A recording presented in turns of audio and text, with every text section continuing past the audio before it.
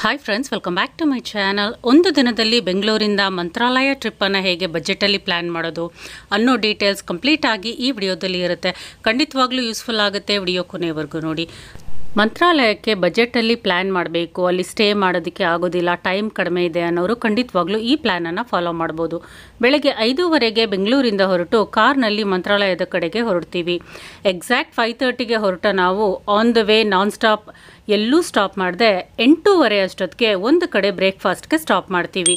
ಮಂತ್ರಾಲಯ ಹೈವೇನಲ್ಲೇ ಗೂಟಿ ಅಂತ ಒಂದು ಪ್ಲೇಸ್ ಸಿಗುತ್ತೆ. ಅಲ್ಲಿ ಇರುವಂಥ ಒಂದು ರೆಸ್ಟೋರೆಂಟ್ ಮೈನ್ ರೋಡಲ್ಲೇ ಇರುವಂಥದ್ದು. ಇದು ಕ್ಲೀನ್ ಆ್ಯಂಡ್ ಹೈಜೀನ್ ಆಗಿತ್ತು. ಬ್ರೇಕ್ಫಾಸ್ಟು ಸಹ ಟೇಸ್ಟಿಯಾಗಿತ್ತು. ಪೊಂಗಲ್, ಪೂರಿ, ಉದ್ದಿನ ವಡೆ, ಖಾರ ಮಸಾಲೆ ದೋಸೆ ಇವುಗಳನ್ನೆಲ್ಲ ಟ್ರೈ ಮಾಡಿದ್ವಿ. ಎಲ್ಲ ಟೇಸ್ಟಿಯಾಗಿತ್ತು. ಪ್ರೈಸ್ ವೈಸ್ ಸಹ ನಾಟ್ ಟೂ ಎಕ್ಸ್ಪೆನ್ಸಿವ್, ಬಟ್ ಬಜೆಟಲ್ಲೂ ಇರಲಿಲ್ಲ. Okay prices. ಇದು ಬ್ಲೂ ಮೂನ್ ರೆಸ್ಟೋರೆಂಟ್ ಅಂತ ಹೈವೇನಲ್ಲೇ ಬರುತ್ತೆ, ಗೂತಿ ಅನ್ನೋ ಪ್ಲೇಸಲ್ಲಿ. ಇಲ್ಲಿ ನಿಮಗೆ ಪಾರ್ಕಿಂಗು ಸಹ ಫೆಸಿಲಿಟೀಸ್ ಇದೆ, ಕಾರ್ ಪಾರ್ಕಿಂಗ್ಗೆ. ಸೊ ಒಂದು ಹಾಫ್ ಆನ್ ಅವರ್ ಬ್ರೇಕನ್ನು ಕೊಟ್ಟು ನೆಕ್ಸ್ಟ್ ಡೈರೆಕ್ಟಾಗಿ ಮಂತ್ರಾಲಯ ಹೊರಟ್ವಿ. 11 o'clock ಅಷ್ಟೊತ್ತಿಗೆ ನಾವು ಮಂತ್ರಾಲಯ ರೀಚ್ ಆಗೋದ್ವಿ. ಸೊ 5:30ಗೆ ಹೊರಟು 11 o'clock ಅಷ್ಟೊತ್ತಿಗೆ ರೀಚ್ ಆದ್ವಿ. ಜಸ್ಟ್ ಹಾಫ್ ಆನ್ ಅವರ್ ಬ್ರೇಕನ್ನು ಕೊಟ್ಟಿದ್ವಿ. 11ಗೆಲ್ಲ ಅಲ್ಲಿದ್ವಿ ನಾವು.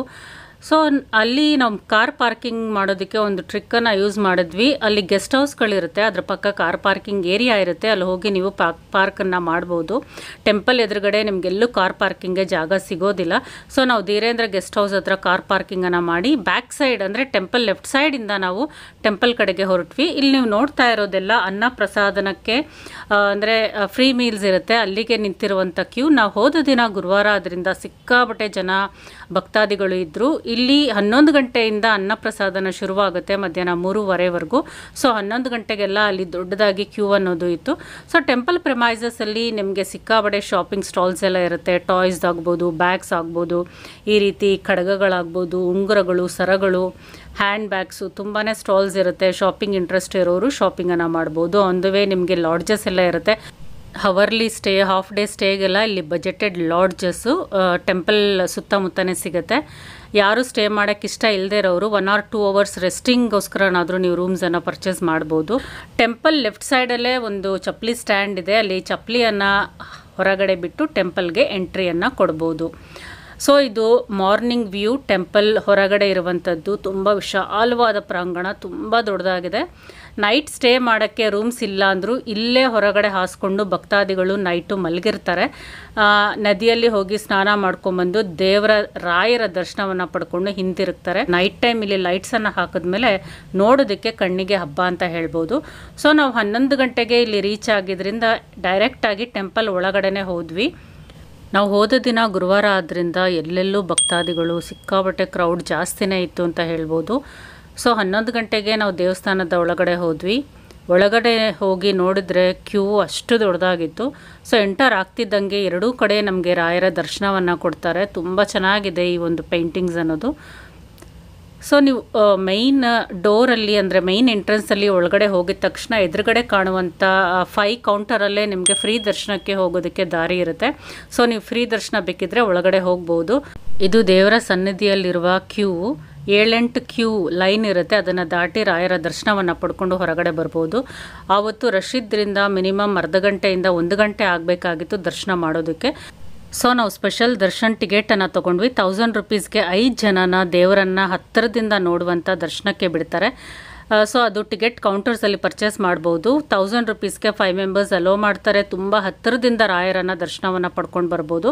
ಜನರಲ್ ಲೈನಲ್ಲಿ ಹೋದರೆ ಸ್ವಲ್ಪ ದೂರದಿಂದ ರಾಯರ ದರ್ಶನ ಪಡಿಬೇಕಾಗುತ್ತೆ.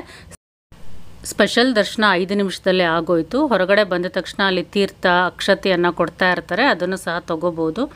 ಮತ್ತು ಇಲ್ಲಿ ನೀವು ಶೋಕೇಸ್ಗಳಲ್ಲಿ ನೋಡಿದ್ರೆ ಇಲ್ಲಿ ರಾಯರ ವಿಗ್ರಹಗಳು, ತೇರುಗಳು, ರಾಯರನ್ನು ಹೊತ್ತು ಹೋಗುವಂಥ ತೇರುಗಳು ಎಲ್ಲನೂ ಇಲ್ಲಿ ಡಿಸ್ಪ್ಲೇಗೆ ಇಟ್ಟಿರ್ತಾರೆ. ತುಂಬ ಚೆನ್ನಾಗಿರುತ್ತೆ. ಪ್ರತಿದಿನ ಸಂಜೆ 7 ಗಂಟೆ ನಂತರ ಇಲ್ಲಿ ರಥೋತ್ಸವ ನಡೆಯುತ್ತೆ ರಾಯರದು. ಆನೆ ವಾಹನ, ಸಿಂಹ ವಾಹನ, ನವಿಲು ವಾಹನ, ಈ ರೀತಿ ಬೇರೆ ಬೇರೆ ರೀತಿಯಾದ ರಥೋತ್ಸವಗಳನ್ನು ಎಳಿತಾರೆ. ನಿಮಗೇನಾದರೂ ಹರಿಕೆ ಇದ್ದರೆ ನೀವು ಇಲ್ಲಿ ಬುಕ್ಕಿಂಗ್ ಕೌಂಟರಲ್ಲಿ ಬುಕ್ ಮಾಡಿಕೊಂಡು ನೀವು ಸಹ ತೇರನ್ನು ಎಳಿಬೋದು. ಇಲ್ಲೇ ಬುಕ್ಕಿಂಗ್ ಸ್ಟಾಲ್ಸ್ ಇದೆ, ಬುಕ್ ಸ್ಟಾಲ್ಸ್ ಇದೆ, ಪೂಜಾ ಸಾಮಗ್ರಿಗಳ ಅಂಗಡಿಗಳಿದೆ, ಮತ್ತು ರಾಯರ ಒಂದು ಫೋಟೋಗಳು, ವಿಗ್ರಹಗಳು ಪ್ರತಿಯೊಂದು ಪರ್ಚೇಸ್ಗೆ ಇಲ್ಲಿ ಸಿಗುತ್ತೆ. ಇಂಟ್ರೆಸ್ಟ್ ಇರುವಂಥವರು ಮನೆಗೆ ತೊಗೊಂಡು ಹೋಗ್ಬೋದು. ಇಲ್ಲೇ ನಿಮಗೆ ತುಲಾಭಾರದ ಕೌಂಟರು ಸಹ ಇರುತ್ತೆ. ತುಲಾಭಾರ ಒಂದು ಹರಕೆ ಇರೋರು ಇಲ್ಲೇ ಬಂದು ತುಲಾಭಾರವನ್ನು ಟಿಕೆಟ್ ತಗೊಂಡು ಮಾಡಿಸ್ಕೋಬೋದು. ನಿಮಗೆ ದೇವರನ್ನ ಸುತ್ತಿ ಬರೋದಕ್ಕೂ ಸಹ ಈ ಪ್ರಾಂಗಣ ತುಂಬ ವಿಶಾಲವಾಗಿದೆ. ಹೆಜ್ಜೆ ನಮಸ್ಕಾರ ಮಾಡ್ತಿರ್ತಾರೆ, ಕೆಲವರು ಅಂಗ ಪ್ರದಕ್ಷಿಣೆ ಮಾಡ್ತಿರ್ತಾರೆ.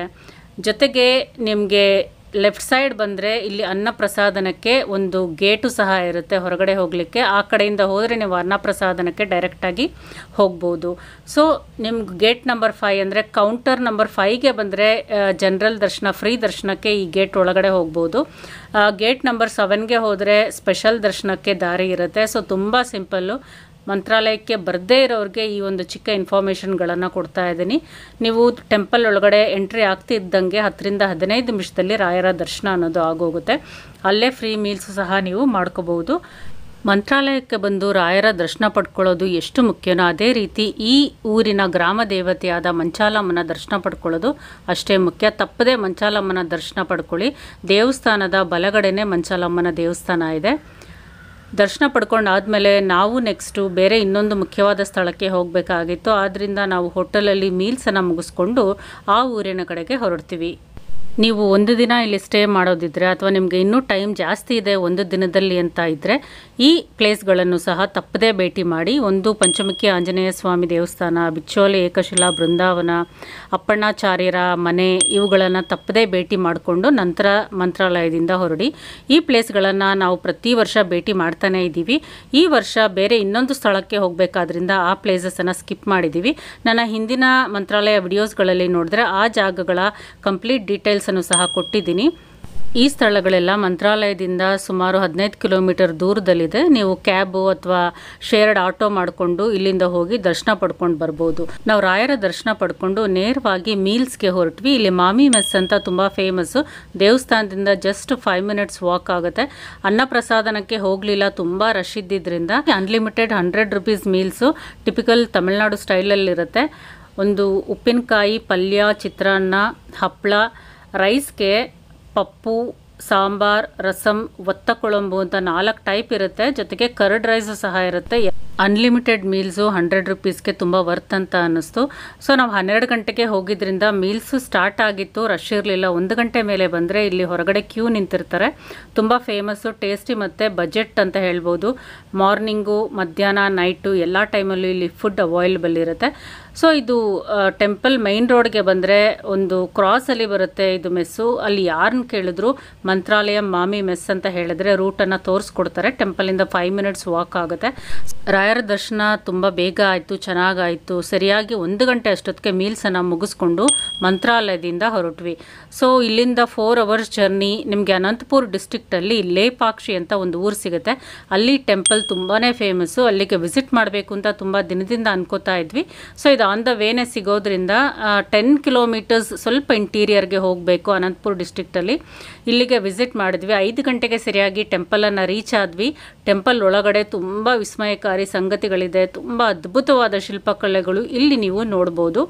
ಇಲ್ಲಿ ವೀರಭದ್ರ ಸ್ವಾಮಿ ಮೇನ್ ಡೇಟಿ ಆಗಿರ್ತಾರೆ. ವೀರಭದ್ರ ಸ್ವಾಮಿಯನ್ನು ಪೂಜೆಯನ್ನು ಮಾಡ್ತಾರೆ. ಮತ್ತು ರಾಮನು ಪ್ರತಿಷ್ಠಾಪಿಸಿರುವ ಲಿಂಗ ಇದೆ, ಹನುಮಂತನು ಪ್ರತಿಷ್ಠಾಪನೆ ಮಾಡಿರುವಂಥ ಲಿಂಗನೂ ಸಹ ಇಲ್ಲಿ ನೀವು ನೋಡ್ಬೋದು. ಇದು ಕೃಷ್ಣದೇವರಾಯರ ತಮ್ಮ ರಾಜರಾಗಿದ್ದಾಗ ಅವ್ರ ಕಾಲದಲ್ಲಿ ಕಟ್ಟಿಸಿದಂಥ ಒಂದು ಬೃಹದಾಕಾರವಾದ ದೇವಾಲಯ. ಜಕ್ಕಣ್ಣನವರ ಅದ್ಭುತವಾದ ಶಿಲ್ಪಕಲೆ, ಕೆತ್ತನೆಗಳನ್ನು ನೀವು ಪ್ರತಿಯೊಂದು ಕಂಬದಲ್ಲೂ ನೋಡ್ಬೋದು. ಇಲ್ಲಿರುವಂಥ ಪ್ರತಿಯೊಂದು ಕೆತ್ತನೆಗೂ ಒಂದು ಇತಿಹಾಸ ಇದೆ.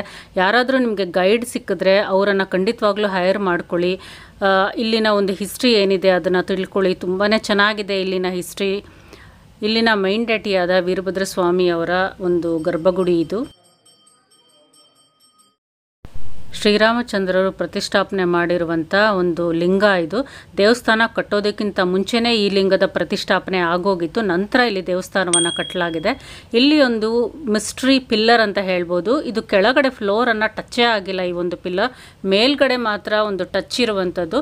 ಕೆಳಗಡೆ ನೀವು ಟೆಸ್ಟ್ ಮಾಡಿ ನೋಡ್ಬೋದು. ಒಂದು ಟವಲ್ಲು ಅಥವಾ ಒಂದು ಶಾಲನ್ನು ಕೆಳಗಡೆಯಿಂದ ಆರಾಮ್ಸೆ ಹೊರಗಡೆ ತೆಗಿಬೋದು. ಆ ರೀತಿ ಒಂದು ಮಿಸ್ಟ್ರಿ ಪಿಲ್ಲರು ಸಹ ಇಲ್ಲಿದೆ. ಇನ್ನೊಂದು ಅತ್ಯದ್ಭುತವಾದ ಮಾನ್ಯುಮೆಂಟ್ ಅಂತ ಹೇಳಿದ್ರೆ ಈ ಒಂದು ಶಿವಲಿಂಗ. ಇದು ಸಹ ಸಿಂಗಲ್ ಕಲ್ಲಿನಿಂದ ಕೆತ್ತನೆ ಮಾಡಿರುವಂಥ ಬೃಹತ್ ಶಿವಲಿಂಗ. ನೋಡೋದಕ್ಕೆ ತುಂಬಾ ಇಂಟ್ರೆಸ್ಟಿಂಗ್ ಆಗಿ ಆಕರ್ಷಣೀಯವಾಗಿದೆ. ದೇವಸ್ಥಾನದ ಒಳಗಡೆ ಈ ಒಂದು ಕಲ್ಯಾಣ ಮಂಟಪದ ಪಳಿಯುಳಿಕೆಗಳನ್ನು ಸಹ ನೀವಿಲ್ಲಿ ನೋಡ್ಬೋದು. ಅದೇ ರೀತಿ ಆಂಜನೇಯ ಸ್ವಾಮಿಯ ವಿಗ್ರಹ, ಅದರ ಪಕ್ಕದಲ್ಲೇ ಸೀತಾದೇವಿಯ ಹೆಜ್ಜೆ ಗುರುತನ್ನು ಸಹ ನೀವು ಇಲ್ಲಿ ನೋಡ್ಬೋದು. ಇದು ಆಗಿನ ಕಾಲದಲ್ಲಿ ಊಟ ಮಾಡೋಕ್ಕಿಂತ ಬಳಸ್ತಾ ಇದ್ದಂಥ ಒಂದು ತಟ್ಟೆ, ಇಷ್ಟು ಬೃಹದಾಕಾರವಾಗಿ ಇತ್ತು.